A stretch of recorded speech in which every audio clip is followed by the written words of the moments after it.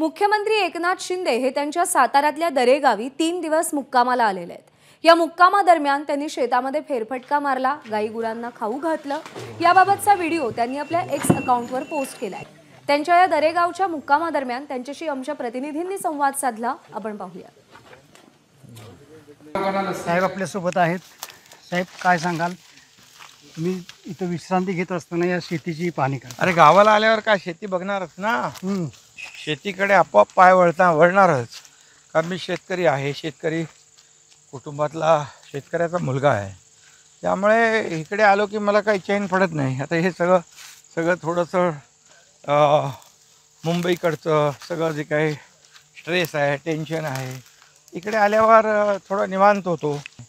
साहेब इथल्या तुम्ही जेव्हापासून या भागातलं एक वेगळ्या पद्धतीनं लक्ष घातलेलं आहे शेतीमध्ये, तर इथल्या भागातल्या लोकांमध्ये एक वेगळ्या पद्धतीची उत्साह पाहायला मिळतोय।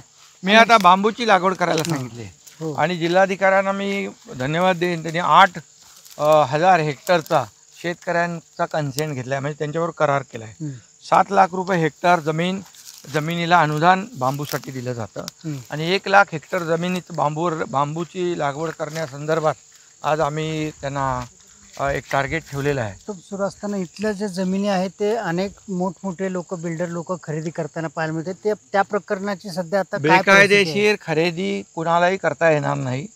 कलेक्टर जिल्हाधिकाऱ्यांशी मी स्वतः बोललोय, ज्यांनी गैरप्रकार बेकायदेशीरपणे केले असतील त्यांच्यावर कडक कारवाई करण्याच्या सूचना मी दिलेल्या आहेत। साहेब बेकायदेशीरपणे बांधकामांचंही इथं अनेक ठिकाणी पाहायला मिळते। आता ते जे पुण्याचं जे प्रकरण होतं, त्या प्रकरणातले अग्रवाल आहेत, त्यांचे मोठमोठे रिसॉर्ट महाबळेश्वरच्या आपल्या भागात आहेत, त्या संदर्भात काय मी कलेक्टरना सांगितलं आहे की त्यांच्या महाबळेश्वरमध्ये कुठे रिसॉर्ट असतील बेकायदेशीर, कुठल्याही म्हणजे परवानगी न घेता काय केलं असेल, अनधिकृत असेल, तर तात्काळ त्याच्यावर कारवाई करा।